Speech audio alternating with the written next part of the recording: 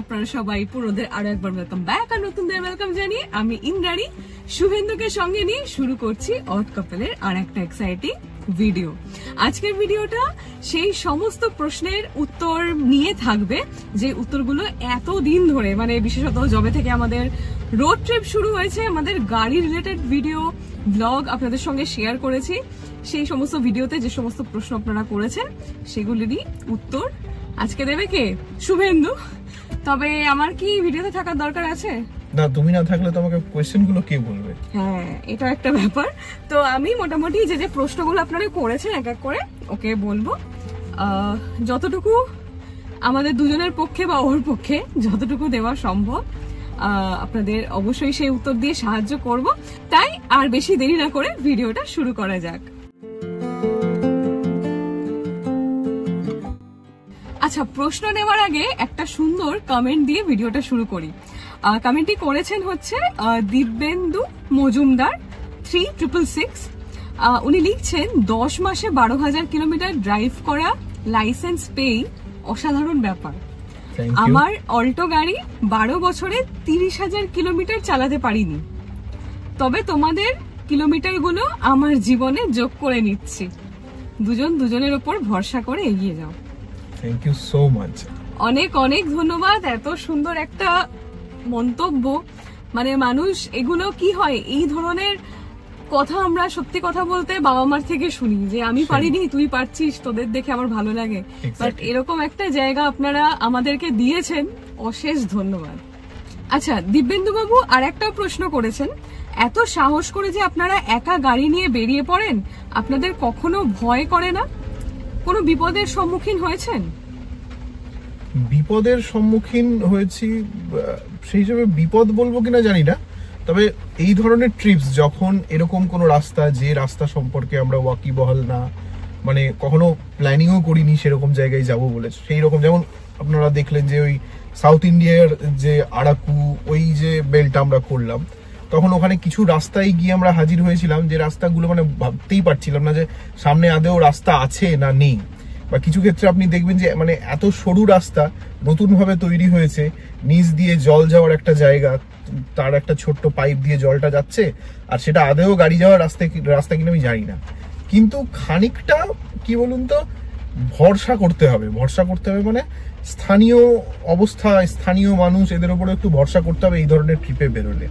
যে আমি যদি বিপদে পড়ি তাহলে 4-5 জনকে ডাকলে হয়তো সেখান থেকে আমি বেরিয়ে যাব, এই ভরসাটা রাখতে হবে। আর একটা হচ্ছে ওই নিজের স্কিলের ওপর একটু ভরসা রাখতে হবে যে ঠিক আছে এটা বেরিয়ে যাব, কিন্তু যেখানেও গিয়ে মনে হবে যে না মানে 1% সন্দেহ আছে যে এই জায়গায় আমার গাড়ি বেরোবে না বা এটা আমার উঠবে না গাড়িটা, আমি কিন্তু সেই ধরনের রিস্ক কখনো নিই না। মানে ফলো ইউর ইনটিউশন, মানে একটা তো টিক টিক টিক টিক চলে, দেখবেন একটা সবসময় মনে হয় এটা দৈববাণী, একটা আকাশবাণী আসছে যে এটা করিস না বা এটা কর, ওইটা ফলো করলে না সত্যি বলছি মানে কোনো ক্ষতি হয় না। আর অ্যাসাজ বিপদ টাচ নিলু আমাদের হয়নি। আর একটা বিষয় যে সেই কারণে আমি বলি যে রোড ট্রিপের ক্ষেত্রে না মানে কন্টিনিউইটি আর পর মানে এরকম না যে প্রথমেই আপনি একটা বিরাট সাংঘাতিক একটা কঠিন একটা রোড ট্রিপে আপনি বেরিয়ে পড়লেন। শুরু করুন অল্প দিয়ে, তারপর আস্তে আস্তে বাড়াতে থাকুন। আচ্ছা, তারপর উনি আরো লিখছেন গুগল ম্যাপ সবসময় সঠিক রাস্তা দেখায় না? গুগল ম্যাপ সবসময় সঠিক রাস্তা দেখায় না, স্পেশালি পাহাড়ে তো দেখাই না। এবং প্রচুর এরকম জায়গা যেখানে মানে আপনি যখনই বড় শহরের বাইরে বেরিয়ে যাবেন, যেখানে আন্ডার কনস্ট্রাকশন প্রচুর রাস্তা আছে, সেখানে কিন্তু আপনাকে একটু ভরসা করে চলতে হবে আর কি, মানে ভুল হবে আপনি এটা ভেবে নেবেন। প্লাস আমি তো গুগল ম্যাপ দেখেও রাস্তা ভুল করি, মানে কিরকম যে হয়তো একটা কাট ছিল, সেই কাটটা আমি মিস করে গেলাম, সেই কাট শুধু মিস করা না, কাটটা মিস করার পর কি হলো, পরপর 3-4টে ফ্লাইওভার সে আমরা যাচ্ছি, নামছি আর উঠছি মানে কোনো কাটস নেই। এটা কোথায় হয়েছিল বলবো শুভেন্দু? ওই নর্থ বেঙ্গলে রাত্রিবেলা শিলিগুড়িতে পৌঁছানোর আগে একটা হয়েছিল, আমরা ওই ফুলবাড়ির দিকে ঢুকে গেছিলাম। আর ইয়েতেও হয়েছিল মনে হয়, আর ওড়িশায় তো ওই পিপলিতে তো কাট মিস করে তো সোজা অন্ধ্রপ্রদেশই চলে গেলাম। এক্স্যাক্টলি, আমরা পিপলি থেকে কোরাপুট না গিয়ে রাস্তা ভুল করে আমরা শ্রীকাকুলাম চলে গিয়েছিলাম। তো এগুলো হচ্ছে পার্ট অফ রোড ট্রিপ, আমি মনে করি যে সেটা তো হবেই। তবে রোড ডিরেকশন একটুখানি যদি সন্দেহ হয়, গুগল ম্যাপকে ভরসা না হয়, লোকাল মানুষকে জিজ্ঞেস করাটা বেটার। অন্তত আপনি যদি কোথাও ফেসে যান, ও মেন রাস্তায় ওঠার রাস্তাটা বলে দিতে পারবে। আর একটা হচ্ছে যে এই কারণেই রোড ট্রিপে আগে থেকে না প্রচুর স্টেজ বুক করবেন না, হোটেল টোটেল। এটা মানে আমি যেটা ফলো করি আর কি, এই ধরনের ক্ষেত্রে যেখানে একটা গাড়ি পার্কিং আছে এরকম একটা জায়গা দেখে রাত্রে সেখানে থেকে যান। মানে এটাও আশা করবেন না যে তার মানে সার্ভিস খুব ভালো হবে, অনেক ক্ষেত্রেই ভালো সার্ভিস হয়তো পাবেন না হাইওয়ের ধারে, কিন্তু ওইভাবেই রোড ট্রিপ গুলো করতে হবে। আগে থেকে বুকিং করলে রোড ট্রিপ করা যায় না, কারণ হচ্ছে আপনি ওই টাইমে ওখানে পৌঁছতে পারবেন কিনা তারও কোনো গ্যারেন্টি নেই। তো এরপর উনি বলছেন, আমার এই ব্যাপারগুলো খুব জানার ইচ্ছা রইল। আমি নিজে কোনোদিন লং ড্রাইভে যাইনি দীঘা ছাড়া। কর্তা গিন্নি দুজনের উপস্থাপনা খুব ভালো। প্রেস লেখা স্টিকার কি আপনাদের অন্য রাজ্যে বাড়তি সুবিধা দিচ্ছে? ও, এই প্রেস লেখা স্টিকার নিয়ে একজন তো রীতিমতো আমাদের মানে শাসিয়ে দিল যে উনি আমাদের নামে কি সাইবার ক্রাইমে রিপোর্ট করবে। এই জিনিসগুলো না, আমি একটা খুব সত্যি কথা বলছি, একটা মানুষের সাথে একজন যিনি তার নিজের গাড়িতে জাজ লেখেন, যিনি তার নিজের গাড়িতে আর্মি লেখেন, এমনি জাস্ট মনে হলো লিখে দিলাম, এমন তো করে না। হতে পারে যে এই সাংবাদিকতা পেশাটার উপর আপনার ভরসা দিন, তাই বলে এটা মনে হলো একটা প্রেস স্টিকার লাগিয়ে দিলাম, এটাও হতে পারে না। সুতরাং ভরসা রাখুন, নিজেরা সেই জায়গাটা অনেক কষ্টে অ্যাচিভ করেছি বলেই স্টিকারটা আজকে আমাদের গাড়িতে। এবং এটুকু আপনাদের বলি, মানে আমার তো গাড়ির খুব একটা শখ ছিল না কোনোদিনই, যখনই ও গাড়ি কেনবার কথা বলেছিল। এই উত্তরটা কিন্তু আমি ওই ব্যক্তিকে দিচ্ছি যে আমাদের এই ধরনের একটু শাসানিমূলক কমেন্ট করেছিল, আপনাকে দিচ্ছি না দিব্যেন্দু বাবু, এটা ভুল বুঝবেন না। তার থেকেও বড় কথা, যেহেতু আমার গাড়ির খুব একটা শখ ছিল না, ওর সমস্ত ইচ্ছাটাই ওর, এবং ওর নিজেই পুরোটা আর কি কন্ট্রিবিউট করে এই গাড়িটা কেনা। তো আমার মনে হতো যে যদি কোনোদিন লাইফে একটা গাড়ি হয় আমাদের, প্রেস লেখাটা যেন স্টিকার থাকে, কারণ এই স্টিকার নিয়েও আমার জীবনে কিছু গল্প আছে। আমাকে মানে অনেক রকমের কি বলবো হিউমিলিয়েশনের শিকার হতে হয়েছিল অন্য এক ব্যক্তির গাড়িতে। যাই হোক, ভগবান দিন সবাইকেই দেয়, কাউকে আগে কাউকে পরে। তো হ্যাঁ, তুমি কিছু যদি বলতে পারো। তো বিষয় হচ্ছে যে আমার নাম শুভেন্দু পাঠক, পাবলিক ডোমেনে আপনি সার্চ করলেই, গুগলে সার্চ করলেই সব পেয়ে যাবেন ইনফরমেশন, আমি কি করি না করি সবকিছুই পাবলিক ডোমেনে আছে। তবে এই মন্তব্যটা আবারও বলছি, ওই ব্যক্তিকে, ওনার নামও আমি ভুলে গেছি আর মনেও রাখতে চাই না। তো আর উনি যেটা প্রশ্ন করছিলেন যে বাড়তি সুবিধা কিছু পেয়েছি না, না বাড়তি সুবিধা আলাদা করে প্রেস লেখার জন্য কিছু ওরকম পাওয়া যায় না বলে, মানে পাওয়া যায় বলে আমার জানা নেই, আমরা পাইও নি। শুধু কিরকম বলুন তো, ওই ধরে নিন কোথাও হয়তো খুব ভিড় হয়ে আছে, সেখানে হয়তো এই গাড়িটাকে প্রেস লেখা দেখে পাস করিয়ে দিল, এই আর কি, এর বাইরে কোনো বাড়তি সুবিধা পাইনি। পর কমেন্টটা করেছেন হচ্ছে শ্যামল দত্ত 2157, লিখছে, আমি আপনাদের ব্লগ দেখি, ভালো লাগে, থ্যাংক ইউ, কিন্তু জানতে চাই অল্টো কার নিয়ে লং ডিস্টেন্স ট্যুর করার ডিসঅ্যাডভান্টেজ আছে কিনা। হ্যাঁ, ডিসঅ্যাডভান্টেজ তো আছেই, কারণ হচ্ছে যে যেহেতু অল্টো গাড়ির ভেতরে আপনার স্পেস কম, ফলে আপনি যখন লং ট্রিপস করছেন সেক্ষেত্রে আপনি লাগেজ যদি আপনার প্রচুর হয়, এবং অল্টোতে আপনি খুব সুন্দর করে লং ডিস্টেন্স করতে পারবেন, লং ডিস্টেন্স রোড ট্রিপ করতে পারবেন হচ্ছে 2 থেকে 3 জন। 4 জন হলে কিন্তু লাগেজের জায়গাটা আপনার কমে যাবে, কারণ আপনারা দেখেছেন আমরা কিন্তু একদম পেছনের সিটেও প্রচুর ভরে ভরে লাগেজ নিই, কারণ সেই কদিনের জামা কাপড় সবকিছু। এবার হ্যাঁ, কেউ যদি কম ব্যাক প্যাকিং করতে পারেন, মানে একটা জামা কাপড় রিপিট করলেন, তাহলে কিন্তু খুব একটা অসুবিধা নেই। আর অল্টোতে বাকি মানে পারফরমেন্সের দিক থেকে তো আমি বলবো কোনো প্রবলেমই হয় না। একটু ওই যেটা থাম্ব রুল আর কি, আপনারা তো জানেন যে একটা না 3 ঘন্টা চালিয়ে একটু রেস্ট দেবেন, বা 300 কিলোমিটার চালিয়ে একটা গ্যাপ দেবেন। না দিই তো 3 ঘন্টা পর রেস্ট দিই না, 3 ঘন্টা মানে কি 3 ঘন্টা তো চালিয়েছে, এরকম হয়েছে, কিন্তু একটা রেস্ট মাঝখানে থাকে। কিরকম বলো তো, বাথরুমে গেলাম তখন একটু গাড়িটা বন্ধ থাকলো, তো বা কোথাও খেলাম তখন একটা গাড়ি বন্ধ থাকলো, এই আর কি। তো ওই দিব্যেন্দু বাবু আর একটা প্রশ্নও করেছেন, শুভেন্দুকে আমার প্রশ্ন, গাড়ি চালাতে চালাতে একটু টায়ার্ড লাগে না, কিভাবে সেটা দূর কর? এই গাড়ি চালাতে চালাতে টায়ার্ড লাগে কি লাগে না, এটা আমাকে অনেকে, মানে আমার বন্ধু বান্ধব অনেকে জিজ্ঞাসা করে।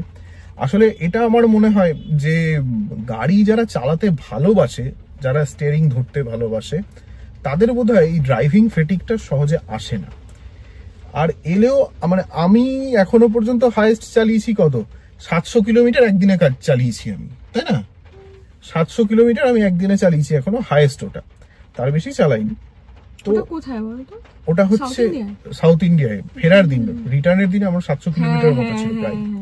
তো খুব একটা কিন্তু আমার ক্লান্তি আসে না।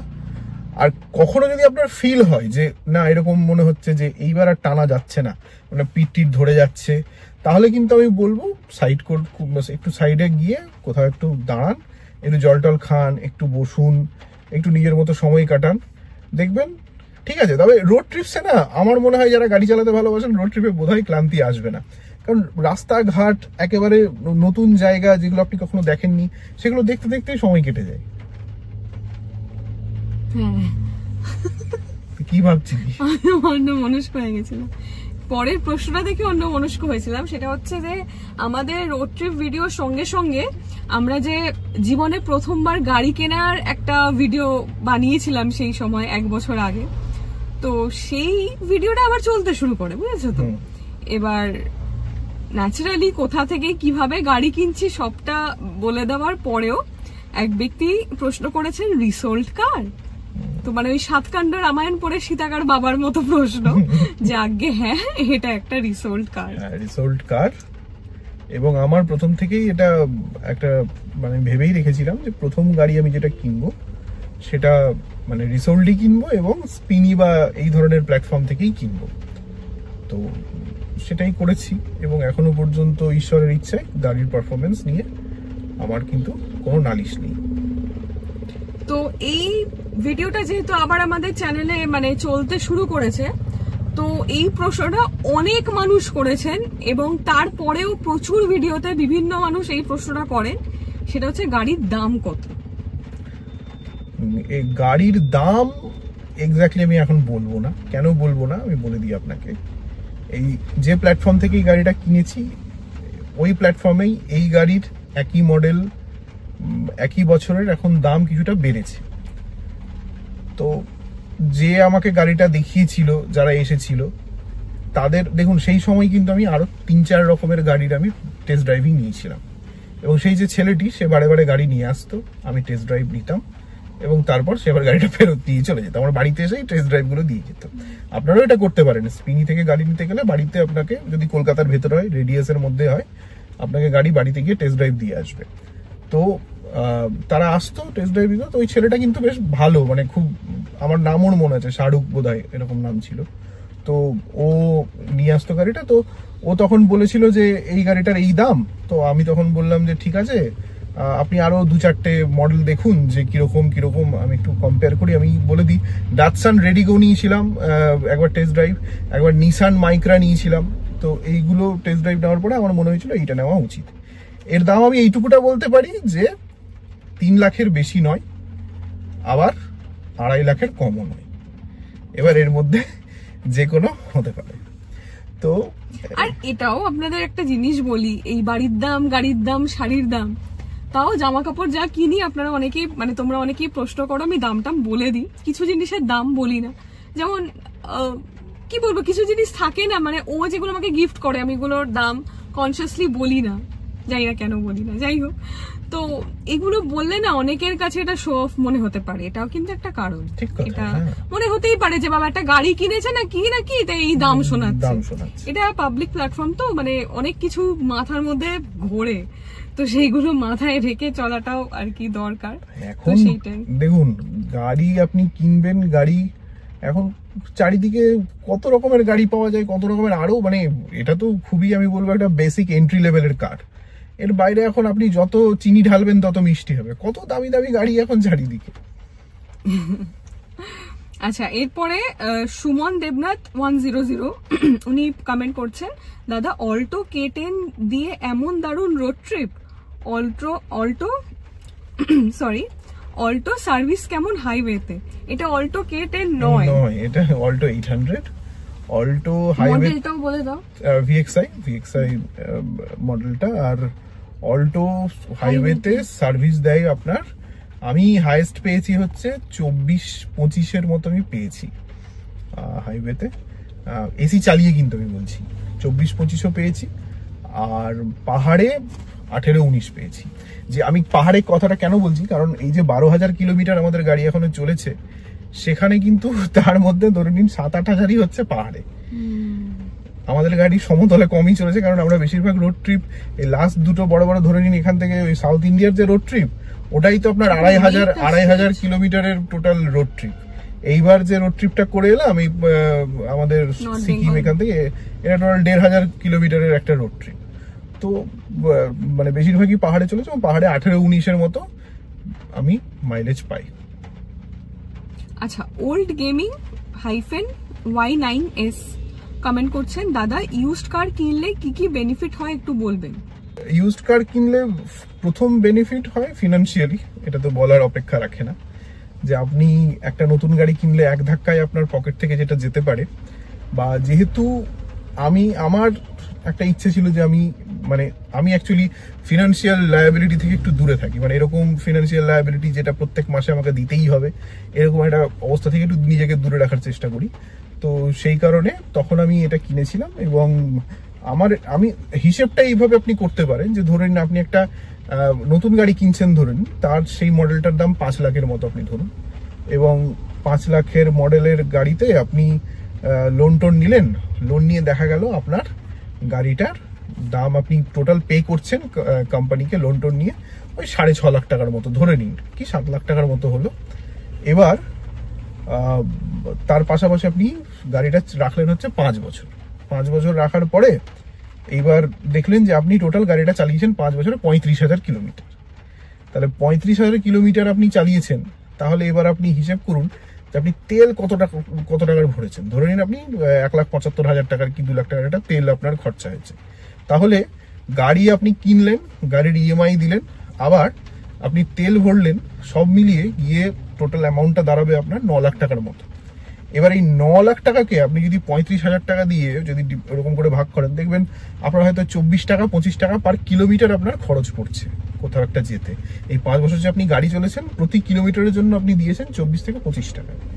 এইটাই যদি একটা সেকেন্ড হ্যান্ড গাড়ি আপনি কেনেন এবং ভালো কন্ডিশনের গাড়ি, একটু দেখে শুনে, দামটা আপনার অনেকটা কম এলো, এবং ওই যে তেলের খরচ সবকিছু নিয়ে প্লাস মিসলেনিয়াস তো আছেই, ধরে নিন এই পলিসি, তারপরে ধোঁয়ার কাগজ, এগুলো আপনি করাচ্ছেন, বা টুকিটাকি আপনি কাজও করাবেন। গাড়ি তো 5 বছর শুধু এমনি মাখনের মতো চলবে না, গাড়িতে অল্প কিছু কাজকর্ম আপনি করাবেন, ইঞ্জিন অয়েল চেঞ্জ করাবেন, কখনো ব্রেক শু ক্ষয়ে গেলে সেগুলো চেঞ্জ করাবেন। তো সেগুলো করে দেখা গেল সেকেন্ড হ্যান্ড গাড়িটার আপনার পার কিলোমিটার পড়ছে 14 থেকে 15 টাকা বা 13 টাকা, এরকম একটা হিসেব আপনি কিন্তু করতে পারবেন, মানে আপনি যদি ভেবে চিন্তে করেন। তো সেই একটা বড় বেনিফিট কিন্তু আমি বলবো সেকেন্ড হ্যান্ড গাড়িতে। আর সেকেন্ড হ্যান্ড গাড়িটা কিনলে কি আমি বলবো যে একেবারে যখন আপনি মানে ড্রাইভিং শিখছেন বা শুরু করছেন, তখন সেকেন্ড হ্যান্ড গাড়ি কিনলে যেটা হয়, গাড়ি কলকাতা শহর বা বড় শহরে আপনি যখন চালাচ্ছেন, গাড়ি একটু ঘষে যেতে পারে, যেটা ফিঙ্গার ক্রসড আমার ওইভাবে হয়নি, কিন্তু কখনো হয়ে যেতে পারে। তো সেটা একটা নতুন গাড়িতে হলে একটা মানুষের বেশি দুঃখ আমি বলবো না, কারণ এই নীলুতেও যদি অল্পটুকু দাগ লাগে আমার কিন্তু খারাপ লাগে, কারণ লাগারই কথা, কারণ এই জিনিসটা আমাকে কত দূর নিয়ে যায়, এর উপর আমি কত ভরসা করি, তাতে যদি এতটুকু আঘাত লাগে সেটা তো আমার খারাপ লাগবেই। আর একটা হচ্ছে প্লাস পয়েন্ট হচ্ছে যে সেকেন্ড হ্যান্ড গাড়ির ক্ষেত্রে আপনি যখন কিনছেন, আপনার যে টাকাটা লাগছে সেটা হয়তো যদি আপনার ক্ষমতা থাকে আপনি তখন এক ধাক্কায় দিয়ে দিলেন একটা পরিমাণ টাকা, তাতে ইএমআই এর টাকাটা আপনার বেঁচে যায়, এই আর কি, মানে ভ্যালু ফর মানি হয় আর কি। এই আচ্ছা, ডক্টর অনির্বাণ চ্যাটার্জি 3954 প্রশ্ন করছেন, কনগ্রাচুলেশনস, স্পিনি থেকে গাড়ি কেনার এক্সপিরিয়েন্স শেয়ার করুন। স্পিনি থেকে গাড়ি কেনার এক্সপিরিয়েন্স আমার খুবই ভালো। গাড়ি কেনার পর থেকে এখনো পর্যন্ত আমার মানে মেজর আমাকে কোনো গাড়িতে হাত দিতে হয়নি। গাড়ির কন্ডিশন খুবই ভালো ছিল। আমি তো আর গাড়ির এক্সপার্ট ছিলাম না সেই সময় যখন কিনেছিলাম, এখনো নই, ইঞ্জিন যে আমি বিরাট বুঝি তা নয়, তবে বেসিক যে বিষয়গুলো, যে গাড়িটা কখনো অ্যাক্সিডেন্টাল কিনা সেটা আপনি দেখেই বুঝতে পারবেন যে গাড়িতে কাজ হয়েছে কিনা, কোথাও রং টং হয়েছে কিনা। প্লাস হচ্ছে যে আপনি যে মানে সাসপেন্সার বা যেগুলো সহজে বা ক্লাচ যেগুলো সহজে নষ্ট হয় আর কি, সেইগুলো কি কন্ডিশনে আছে সেগুলো আপনি দেখে নিতে পারবেন। এবং সবকিছু ট্রান্সপারেন্ট থাকে। আর এই যে নাম ট্রান্সফার যে ব্যাপারটা সেটা কিন্তু করছে এক এক করে, ওইভাবে উত্তর দে। গাড়ির কিছু রিপেয়ার বা চেঞ্জ করতে হয়েছে? ওভারঅল কন্ডিশন ঠিকঠাক পেয়েছেন? গাড়ির ওভারঅল কন্ডিশন খুব ভালো ছিল। গাড়ির মানে সত্যি যেদিন আমরা ডেলিভারি নিই মানে বলে না দিলে না বোঝা যাচ্ছিল না যে এটা রিসোল্ড কার বলে। মেবি সেই জন্যই হয়তো আগের ভদ্রলোক প্রশ্নটা করেছেন। যাই হোক, যদি তার জন্য করে থাকেন তার জন্য সরি। যদি সেই হিসাবে ভেবে এত ঝাঁ চকচকে গাড়ি থেকে বুঝতে না পারে, হতেই পারে, তাই না? মানে আমরা যখন ডেলিভারি নিয়েছিলাম আমার মনেই হচ্ছিল যে ওটা সেকেন্ড হ্যান্ড গাড়ি। ডেলিভারি এক্সপেরিয়েন্সটা খুব সুন্দর ছিল। এক্স্যাক্টলি, এইটা ওনারা খুব সুন্দর করে ঠিক যেভাবে হ্যান্ড ওভার হয় আর কি। তারপরে অনেক কিটস ওনারা দিয়েছিলেন, এই কুশন টুশন ওগুলো বাড়িতে রাখা, অনেক কিছু। তারপর কি রিং দিয়েছিলেন, একটা ফোল্ডার দিয়েছিলেন, এই সমস্ত যত যা ফর্মালিটিস। মানে একটা বিষয় কি, কেউ অটো কিনুক আর কেউ মার্সিডিস কিনুক, তার জীবনের কাছে তো সেটার অনেক মানে একটা কিমতি জিনিস, একটা দামি জিনিস। তো তার যদি সেই একটা এক্সপিরিয়েন্স খুব ভালো হয়, নিজেরও ভালো লাগে না? তো এই দিকটা যে কোম্পানিগুলো ভাবে, এটা আমি বলবো খুবই ভালো। ধরে নিন কেউ একটা 10 লাখ টাকা দিয়ে নতুন গাড়ি কিনছেন আর কেউ একটা 3 লাখ টাকা দিয়ে সেকেন্ড হ্যান্ড গাড়ি কিনছেন, কিন্তু দুটোই কিন্তু হার্ড আর্ন মানি। এক্স্যাক্টলি। তো সেটা সে যখন ইনভেস্ট করছে, তার যদি একটা ফিল গুড ফ্যাক্টর তার মধ্যে কাজ করে, সে একটা ডেলিভারি নিতে যাচ্ছে গাড়ি, তখন তার ভালো লাগে। আর উনি আবার আরো লিখছেন যে নেম ট্রান্সফার এতে কি স্পিনি করে দিয়েছে? হ্যাঁ, নেম ট্রান্সফার স্পিনি করে দিয়েছে। ওটা বোধহয় 14 দিন সময় লাগে। এই লোকাল ডিলারের কাছ থেকে আমার এক বন্ধু গাড়ি কিনেছিল, একটা হিউন্ডাই i10 বোধহয়, i10 না i20। তাকে তো প্রায় 3-4 মাস ঝুলিয়েছে সেই লোকাল ডিলার, কিন্তু আমাকে সব ঝক্কি মানে পোহাতে হয়নি। আমি জাস্ট টাকা দিয়েছি, 14 দিনের মধ্যে নাম ট্রান্সফার হয়ে গেছে। আচ্ছা, অর্ণব সরকার 5994 প্রশ্ন করছেন, রোড ট্রিপের ডিফিকাল্ট সিচুয়েশন গুলো দেখাবেন, তাহলে অনেক কিছু শিখতে পারবো। শুধু ভালো সিন দেখালে কি করে ডিফিকাল্টিস গুলো জানবো, প্লিজ। না, রোড ট্রিপে কিন্তু ডিফিকাল্ট জিনিসপত্র আমরা দেখাই, মানে যেখানে ধরে নিন রাস্তা খাড়াই, সেটা সেইভাবেই। হয়তো এরকম নয় যে সেই জায়গায় গিয়ে খুব আমরা প্যানিক করি না বলে হয়তো আপনার মনে হচ্ছে যে সেই জায়গাটা ডিফিকাল্ট নয়, কিন্তু মানে প্যানিক করাটা তো কোনো কাজের কথা না, আমাকে তো আলটিমেটলি পৌঁছতে হবে। তো সেই কারণে আমরা কিন্তু দেখাই, মানে আপনি যদি দেখেন এই আমাদের লাস্ট রোড ট্রিপ, এই আমরা যে গেলাম সিকিম, সেখানেও তো রাস্তার সে সাংঘাতিক অবস্থা, সেই খাদের মধ্যে রাস্তা নেমে গেছে, সেগুলো সব দেখিয়েছি। এটা তুই ঠিকই বলেছিস যে আমরা আমাদের টেনশনটা হয়তো সেভাবে চোখে মুখে ফুটে ওঠে না, সেই কারণে। বা হয়তো কোনো ডিফিকাল্ট সিচুয়েশনকে একটু এক্সট্রা মশলা মাখিয়ে আমরা মানে আপনাদেরকে তুলে ধরি না, এটা একটা ব্যাপার না। এটা হলে উনি কিন্তু ঠিকই বলেছেন, এটা আমাদের ভিউ এর দিক থেকে আমরা বেশি বেনিফিটেড হব। ধর তুই কিছু একটা ওরকম টাইপের ক্লিক বেট কিছু দিলি যে বাবা সামনে বিরাট খাদ, আমরা যাচ্ছি অল্টো গাড়ি নিয়ে, তাহলে হয়তো 5টা মানুষ অ্যাট্রাক্ট হবে। কিন্তু আমি যদি ঘাবড়ে যাই, আমার তো মতে বলে কি আমাকে দেখে 5টা মানুষ ঘাবড়ে যাবে। তো বেটার যে আমি নিজের মধ্যে নিজের কনফিডেন্সটা রাখি। অলসো মানে রোড ট্রিপের ডিফিকাল্ট সিচুয়েশন গুলো মানে ওটাই মানে এটাও একটা ব্যাপার যে ঘরে বসে আপনাকে যতই আমি ডিফিকাল্টিস দেখাই না, যতক্ষণ আপনি রাস্তায় নামছেন সেই ডিফিকাল্টিস আপনার বোধ হবে না, তাই না? ওই জন্য এইটা কেন বলছি সেটা হচ্ছে ওই দলমার ভিডিওটা নিয়ে। স্পেশালি দলমাতে আমরা গিয়েছিলাম জাস্ট ঝোঁকের বসে, মানে বাক্স প্যাটটা গুছিয়েছিলাম 2-3 দিনের জন্য, পৌঁছে গিয়েছিলাম জামশেদপুরের দলমাতে। এবার দলমা পাহাড়ে, দলমা যে হিল টপটা, সেই পাহাড়ি রাস্তাটা মানে জঘন্য, কোনো রাস্তাই না, মানে এবড়ো খেবড়ো তো বাদই দিলাম, এত পাথুরে, মানে ওখানে 4x4 গাড়ি খুব ঠিকঠাক সুন্দরভাবে উঠে যাবে, মানে সেখানে আমরা যে পৌঁছে গেছি।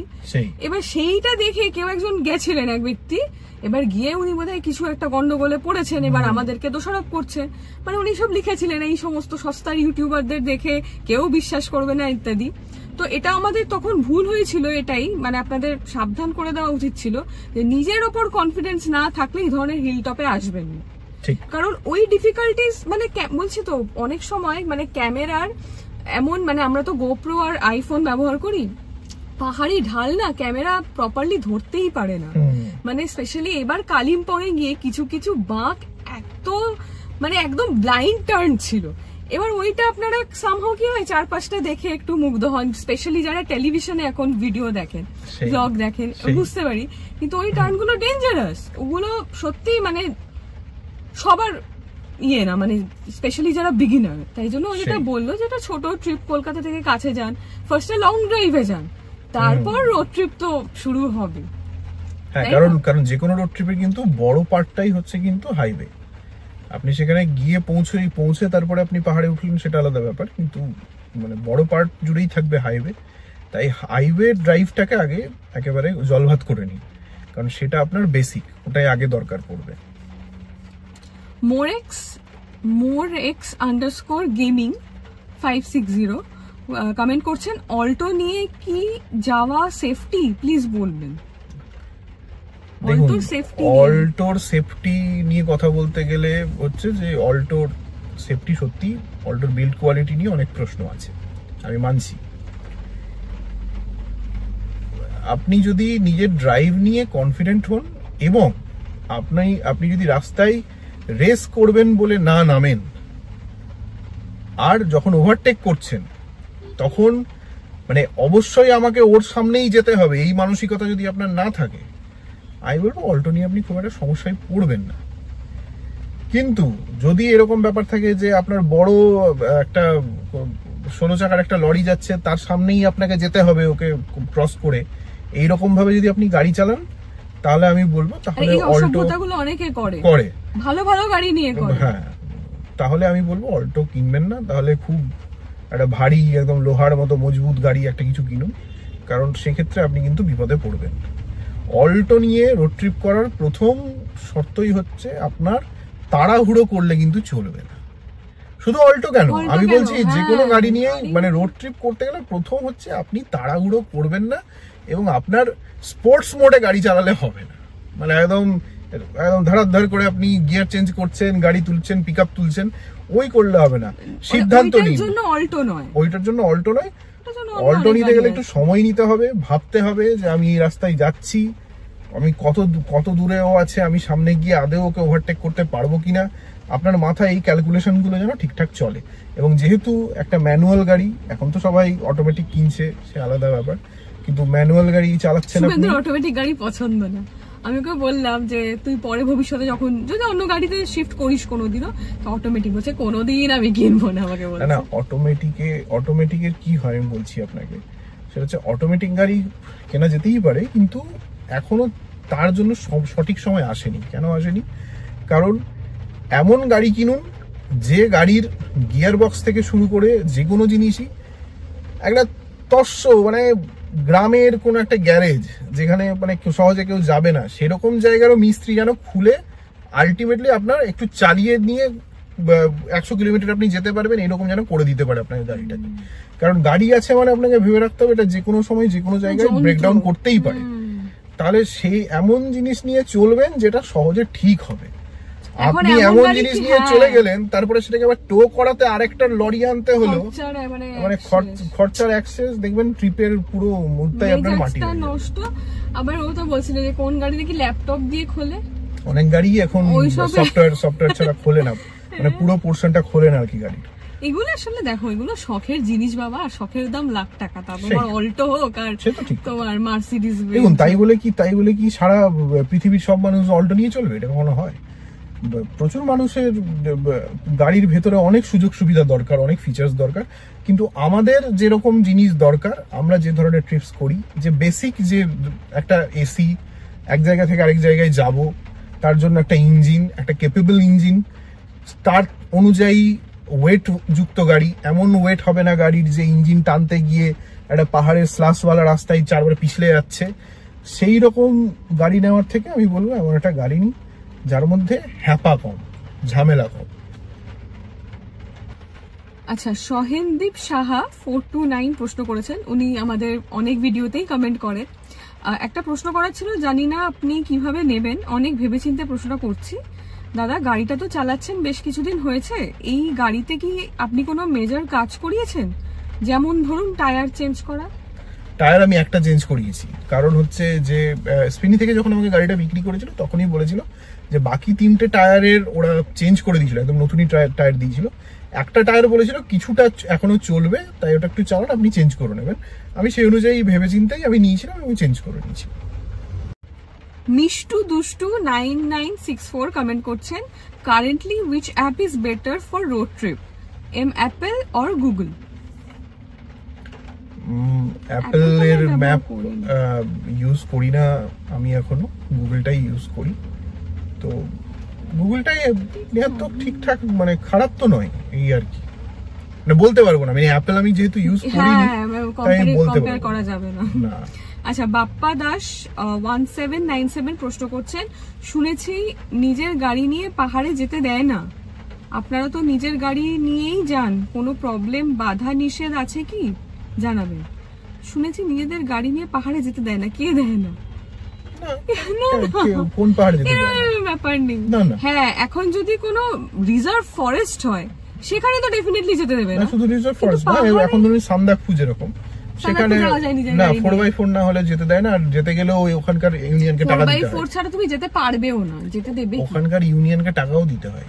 না, তুমি যদি নেপাল দিয়ে যায় না ওই রাস্তাটা দিয়ে নিয়ে আমি বলতে পারছি না, কিন্তু আমাদের ওয়েস্ট বেঙ্গল থেকে যেদিক দিয়ে মানেভঞ্জন দিয়ে গেলে ওখানে ইউনিয়নে টাকা দিতে হয়, আর একজন আপনার সঙ্গে যাবে বোধহয়, কেউ একজন, এরকম একটা ব্যাপার আছে। কিন্তু এমনি মানে আপনি দার্জিলিং যাচ্ছেন, কার্শিয়াং যাচ্ছেন, সিকিম যাচ্ছেন, কোনো কে আটকাবে আপনাকে? আপনি গাড়ির মালিক, আপনি চালাচ্ছেন, কে আটকাবে? না, ওরকম কোনো ব্যাপার নেই।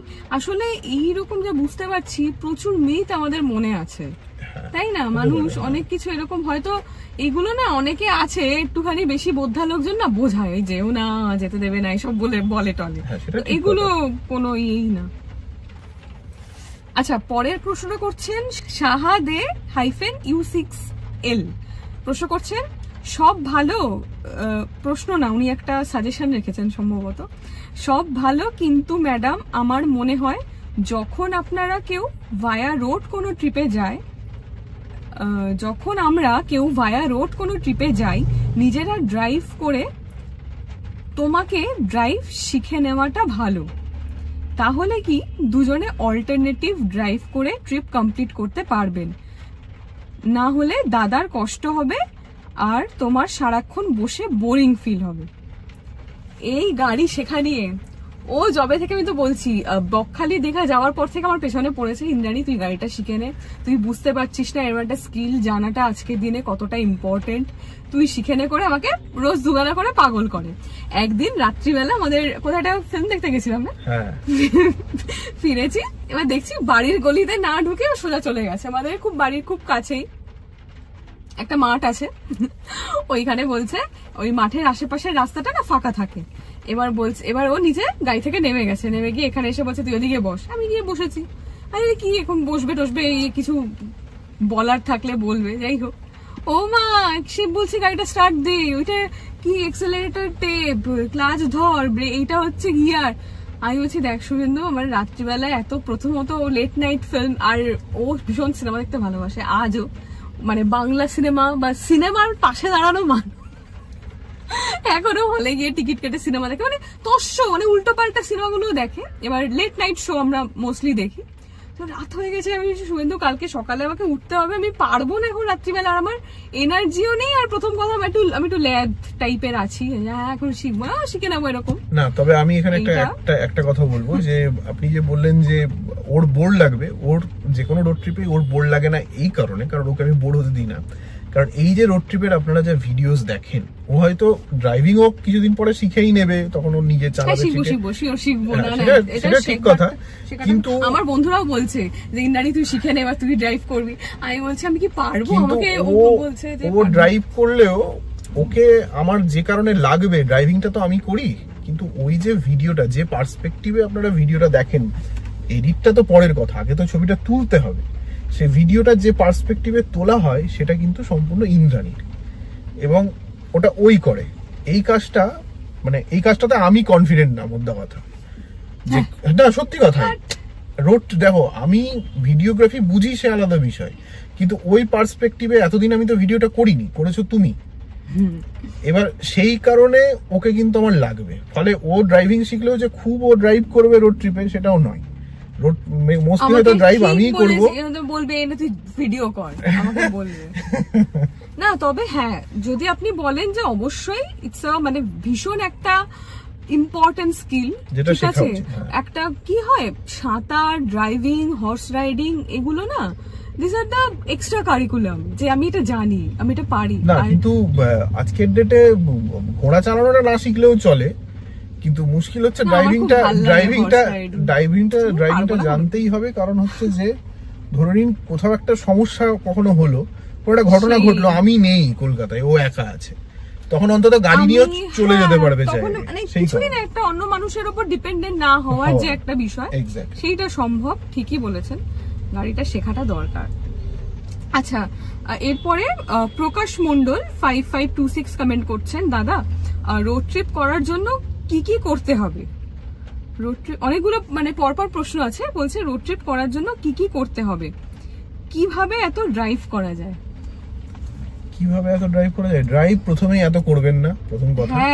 অল্প অল্প করে বাড়াবেন। প্রথমে একটা 100 কিলোমিটারের রোড ট্রিপ করুন, তারপরে 150 কিলোমিটার করুন, তারপরে 200 কিলোমিটার করুন, তারপরে 500 কিলোমিটার করুন। এই যে 200 কিলোমিটার থেকে 500 কিলোমিটারের যে জাম্পটা, সেইটা একটু ভেবে চিন্তে নেবেন। এবং আপনি আপনার ড্রাইভিং যখন আপনি 100 কিলোমিটারের যে জার্নিটা করবেন, আপনি তারপরে ওই 200 কিলোমিটারের জার্নি করার সময় আপনি দেখবেন আপনার সময়ের একটা ডিফারেন্স আসছে। মানে আপনি 100 কিলোমিটার যেতে যতক্ষণ আপনার লেগেছিল, 200 কিলোমিটার দেখবেন আর একটু কম লাগলো আপনার কম্পেয়ার করলে। এবার ওই যে আপনি টাইমটাকে আপনার ম্যানেজ হচ্ছে, তখন আপনি বুঝে যাবেন যে আপনি একদিনে কত কিলোমিটার আপনি চালাতে পারেন। আমি বলবো যে আমি একদিনে খুব সুন্দর করে আমি 500 থেকে 600 কিলোমিটার গাড়ি আমি চালাতে পারি, আমার কোনো অসুবিধা হয় না। তবে হ্যাঁ, আমার অসুবিধা হয় যে কারণে আমি সবসময় বলি যে আমি রাতে কিন্তু গাড়ি চালাতে খুব একটা ভালোবাসি না। মানে এটা আপনি বলবেন যে আমি অল্টোর আমার যে হেডলাইটটা, এই হেডলাইটটা কিন্তু এখন এই মুহূর্তে আপডেটেড। আমি একটু অন্য একটা হেডলাইট লাগিয়েছি, হ্যালোজেন লাইট, এলইডি নয়, কিন্তু সেটা কত ওয়াট যেন আমি ভুলেও গেছি। মানে যা ওয়াট ছিল তার থেকে কিছুটা বাড়ানো আর কি, 120 ওরকম, আমার ঠিক মনে নেই। আসলে কি হয় মানে অনেক জায়গায় আমি লিখে দিচ্ছি নিচে, আমি দিয়ে দিলাম। তো এই বাল্বটা আমি এখন ইউজ করি, কিন্তু তারপরেও আমি বলবো যে রাতে আমি গাড়ি চালাতে আমি পছন্দ করি না। কেন পছন্দ করি না? কারণ রাতে কিছু দেখা যায় না। দেখা যায় মানে আশেপাশের ভিজুয়ালস গুলো, আমি যে রোড ট্রিপে বেরোবো, আমি চারিদিকের প্রকৃতি দেখার জন্যই তো বেরোচ্ছি। ফাঁকা মাঠ, রাস্তার পাশে কিলোমিটারের পর কিলোমিটার, ওই দূরে একটা গ্রাম দেখা যাচ্ছে, তাল গাছ লাগানো আছে, তাল গাছের তলায় 4টে মাটির বাড়ি আছে, সেখান থেকে 4 জন হেঁটে আসছে, পেছনে 6টা ছাগল চড়তে আসছে, সেই যে একটা দৃশ্য, সেইটা যদি আমি না দেখতে পাই, তাহলে আমি আমার রোড ট্রিপ করার লাভ কি হলো? আমার মানে এটা সম্পূর্ণ কিন্তু আমার মানসিকতা। এবার কিছু মানুষ আছেন যাদের সময় পান না, যাদেরকে মানে রাতেই ড্রাইভ করতে হবে, তারা করবেন। আর তার থেকেও বড় কথা, মানে রাত্রিবেলা ড্রাইভ করতে ভালোবাসি না যে বলে যে আমাদের ড্রাইভ করা হয় না, তা কিন্তু অনেক সময় দেরি হয়ে যায়। এই তো শেষ আপনারা ভিডিও দেখবেন যে মালদা যখন গেলাম, মানিকচক যখন গেলাম ঝান্ডি থেকে, কিন্তু গাজলের পর থেকে তো অন্ধকারই হয়ে গেছিল, তো গেলাম, এই আর কি। তো ওখানে তো কোনো অপশন নেই না, যেতে তো হবেই। ওই জন্যই আর কি ও হেডলাইটটা আরো তড়িঘড়ি কলকাতা ফিরে করালো, কারণ সামনে থেকে যখন গাড়িগুলো হ্যালোজেন মানে না, চোখ ধাঁধিয়ে যায়। আর এখন এই বড় নতুন গাড়ি যেগুলো বেরিয়েছে, তাদের আলোগুলো, এলইডি আলোগুলো এত বিচ্ছিরি হয়েছে, লাইটিং আছে কিছু কিছু গাড়িতে, চোখটাকে না একদম বিচ্ছিরি অবস্থা করেছে। মানে এটারও একটা কিন্তু দরকার, মানে আইন একটা দরকার, এত বেশি হবে না। মানে কি বিচ্ছিরি ভাবে আলোগুলো মারে, আমি তো অবাক হয়ে যাবো। তার কোনো দরকারও নেই অতটা আলোর, কি বলবেন? যাই হোক। আচ্ছা, তারপরে উনি লিখছেন যে কিভাবে এনার্জি রাখতে হবে while ড্রাইভিং। এনার্জি রাখতে হবে, আপনি ড্রাইভিংটা এনজয় করুন। এনজয় করলেই আপনার দেখবেন আপনি, মানে don't take it as a task, কারণ আপনি মনের আনন্দে বেরোচ্ছেন। আর যদি কখনো, এটাও আমি বলবো যে আমরা তো যেহেতু একা একা মানে দুজনে মিলে যাই, তো গ্রুপ অফ কার্স নিয়ে যখন ট্যুর করছেন না, কেউ ধরো অনেক এগিয়ে গেল, এটা আমি ভিডিওতেও বলেছি, আপনি পিছিয়ে পড়লেন, হ্যাঁ দৌড়বেন না ওর পেছনে, যে আপনাকে যেতেই হবে ওর পেছন। আরেকটা ব্যাপার, যে একদিনে এত কিলোমিটারই চালাবো, এইটা মানসিকতাতেও রাখবেন না। যতটুকু আপনার ভালো লাগছে, যতক্ষণ আপনি এনজয় করছেন। অনেক কিছু হতে পারে, আপনার মাথা ব্যথা শুরু হতে পারে, কারো একটা পটি পেয়ে গেল, তারপরে সে কি পটি আটকে গাড়িটা চালাবে? এরকম হয়? তাতে গেল, সে পটি করতে গেল, তার আধ ঘন্টা চলে গেল সেখানে, তো গেল। তো এটাই আর কি, মানে ডোন্ট ফোর্স ইয়োরসেলফ। আচ্ছা, কিভাবে 9-10 ঘন্টা ড্রাইভ করব? শুরুতে কেন 9-10 ঘন্টা ড্রাইভ করবেন? কিন্তু যখন আপনি করবেন আমি তখনও বলবো 9-10 ঘন্টা ড্রাইভের যেটা থাম্ব রুল। 9-10 ঘন্টা ড্রাইভ করা যায় শুনুন? আমরা আরামসে করেছি, আমরা 12 ঘন্টা করেছি। 12 ঘন্টা 9-10 ঘন্টা কেন, 12 ঘন্টাও ড্রাইভ করা যায়। 3টে বেরিয়ে যদি সন্ধ্যে 7টা, তবে হ্যাঁ এই 9-10 ঘন্টা 12 ঘন্টার ড্রাইভের ফার্স্ট রুল হচ্ছে কিন্তু একটু সকালে বেরোবেন। আমি বলছি একদম ভোর 3টে রোদ ওঠার আগে না যতটা এগিয়ে যেতে পারবেন দেখবেন, স্পেশালি যদি কলকাতায় বাড়ি হয়। হ্যাঁ না কলকাতা ছেড়ে গেলে না একটু যদি ধরো তোমার বাইপাসের ধারে বা হাইওয়ের ধারে যাবে, সেটা হলেও আমরা মালদাতে মানিকচক থেকে যখন ফিরে এলাম তখন তো আমরা সকাল সকাল বেরিয়েছি। না খুব সকালে আমরা খুব সকালে বেরোইনি, খুব বৃষ্টি হয়েছিল আর দুজনে টেনে ঘুম দিয়েছি। কিন্তু সকালবেলা রোদ ওঠার আগে আপনি যদি অনেকটা এগিয়ে যান দেখবেন আপনি নিজে একটা ফ্রেশ ফিল করবেন, আপনার ভালো লাগবে।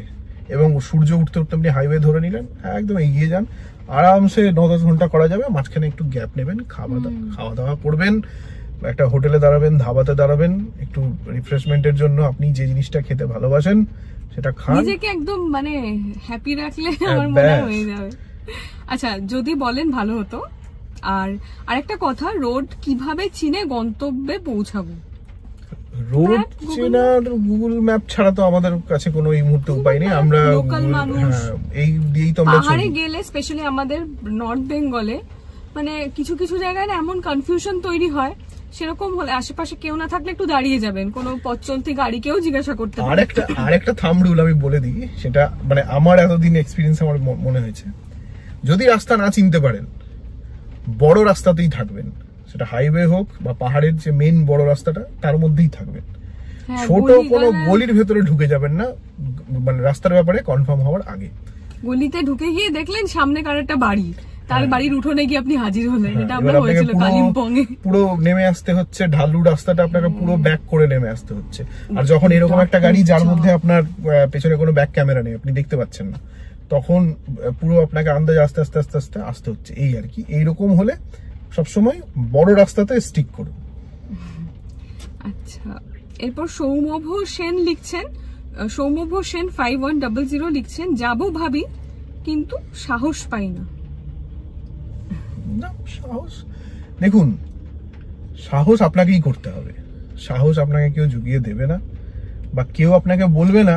মানে আপনি রোড ট্রিপ না করুন, এটাতেই বরং 4 জন মানুষের ভালো। কেন? কারণ আপনি যদি রোড ট্রিপ না করেন তাহলে ধরে নিন একটা ড্রাইভার আপনি রাখলেন, তার কিছু ইনকাম হলো। আপনি রোড ট্রিপ না করলে আপনি একটা পাবলিক ট্রান্সপোর্ট অ্যাভেল করছেন, কিন্তু আপনি যখন একবার করে ফেলবেন তখন সবাই হতবাক হয়ে যাবে এবং সেই সাহসটা আপনাকে নিজে থেকেই জোগাতে হবে। কিছুই না, আমি বলবো একটু সাবধানী হবেন আর নিজের ক্যাপাবিলিটি নিয়ে, মানে যতটুকু আপনি কনফিডেন্ট সেইটুকু ভেবেই আপনি গাড়ি চালাবেন। এরকম নয় যে সবার হয়ে গেছে বলে আমিও ওইটাই করব, দরকার নেই। আপনি আপনার মতো করে শুরু করুন। আচ্ছা, বেশ কয়েকজন বিভিন্ন ভিডিওতে এই আমাদের ফোনটা, এই তোমার মানে ম্যাপটা যে কার হোল্ডারের, মানে ফোনের যে হোল্ডারে তুমি চালিয়ে ওটা রাখো আর কি, ওইটার লিঙ্কটা অনেকে চাইছে। তুমি যদি আমি এই প্রোডাক্টটার নিচেই আমি লিঙ্ক করে দিচ্ছি। এটা আসলে এটা মানে হঠাৎ করে ও পেয়েছিল, কিনে নিয়েছে, তারপর আমি ওকে বলেও ছিলাম, বললো আমি লিঙ্ক পাচ্ছি না, বাট এবার তুই একটু দেখিস। দেখছি, আমি খুঁজে পেলে আমি এখানে লিঙ্ক করে দিচ্ছি। আচ্ছা, এরপরে একটা প্রশ্ন না, একটা জেনারিক কনসার্ন, অনেকে কনসার্ন, অনেকে জাস্ট একটুখানি ইনসাল্ট না একটু হিউমিলিয়েট করবেন বলে কমেন্টটা করেন, সেটা হচ্ছে ছোট গাড়ি। আমি আমার ছোট গাড়ি নিয়ে খুব খুশি। ঠিক আছে, ছোট কি হয়েছে, ছোট বড়, ছোট গাড়ি নিয়ে ছোট ছোট।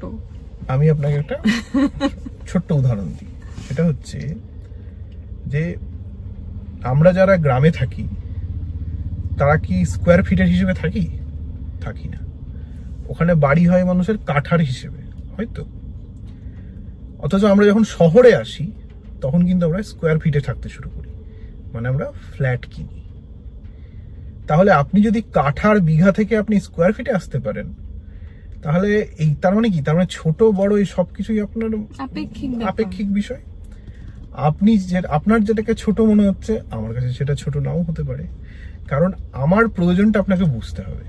আমি ধরে নিন একটা এক্সইউভি নিয়ে নিলাম এবং সেটা একটা ফ্রন্ট হুইল ড্রাইভ গাড়ি, এবং তার ওয়েট এবং তার ইঞ্জিনের পাওয়ারের সঙ্গে দেখা গেল আমি এমন একটা পাহাড়ে গিয়ে সে গাড়ি তুলতে গেলাম যেখানে গাড়ি স্কিড করছে, চাকা নিজের জায়গায় ঘুরছে, গাড়ি উঠছে না, আমি নিজের চোখে এরকম দেখেছি তাই বলছি।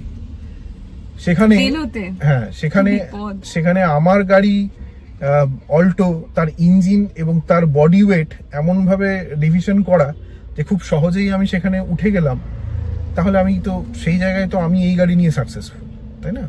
এই প্রসঙ্গে একটা কথা বলি, যেটা ও শুরুতেই বললো যে এটা তো যন্ত্রের তো কোনো গ্যারেন্টি হয় না, পরিস্থিতি সেটা কিরকম হবে।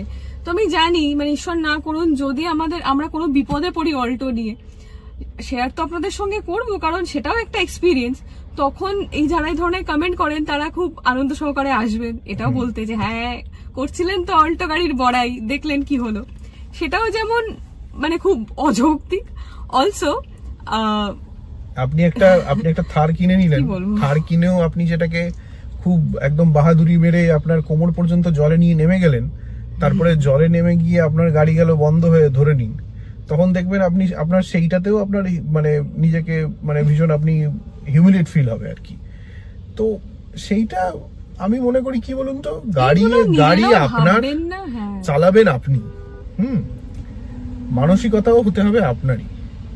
আপনি যদি এই গাড়ি নিয়ে রাস্তায় বেরোন এবং আপনি যদি নিজে কনফিডেন্ট থাকেন, কারণ আলটিমেটলি আমি মানুষটা আমি এই গাড়ি চালালেও আমি এক্সইউভি চালালেও আমি 4x4 চালালেও তাহলে ছোট গাড়ি বড় গাড়ি, হ্যাঁ এইবার ধরে নিন আপনার খুব আত্মসম্মান বোধ, এই ছোট গাড়ি নিয়ে আপনি যাচ্ছেন বলে পাশে বড় একটা গাড়িকে আপনি টেক্কা দেবেন বলে আপনি খুব হাই স্পিডে পিক আপ নিয়ে আপনি খুব জোর দৌড়তে শুরু করলেন হাইওয়েতে, তখন কিন্তু আমি বলবো তাহলে আপনি ছোট গাড়ি নেবেন না, আপনি একটা বড় গাড়ি নিন, যাতে আপনার ওই আত্মসম্মান বোধে না লাগে। কারণ কারণ সেইটা করতে গিয়ে আপনি বিপদে পড়তে পারেন। আপনি ছোট গাড়ি নেন, আপনি নিজের মতো চলুন। আর আপনার কাছে যে গাড়ি আছে, আমি এটুকু নিশ্চিত হয়তো খুব শখ করেই কিনেছেন বা প্রয়োজনে কিনেছেন, আপনি নিজে চালিয়ে নিজে হ্যাপি, তো সেটাই তো দরকার। আমরা এই ছোট গাড়িটা চালিয়ে হ্যাপি। দেখুন, ছোট গাড়ি বড় গাড়ির কথা আমরা বলছি, আমরা থাকি ভারতবর্ষের মতো একটা দেশে যার সার্ভে রিপোর্ট বলছে সারা ভারতবর্ষের মাত্র 7.5% হাউস হোল্ডের কাছে একটা করে গাড়ি আছে। 7.5% এই সারা দেশের মধ্যে, মানে এই যে গাড়ি আছে আপনার নট ইভেন 10%, তাতেই তো আপনি লাকি। সেখানে এত মানুষ প্রত্যেক দিন পাবলিকলি আপনার পাবলিক ট্রান্সপোর্ট মানুষ অ্যাভেল করে, সেখানে আপনি একটা গাড়ি চড়ছেন মানে আপনি নিজেকে লাকি মনে করুন, সেই 7.5%-এর মধ্যে আপনি আছেন।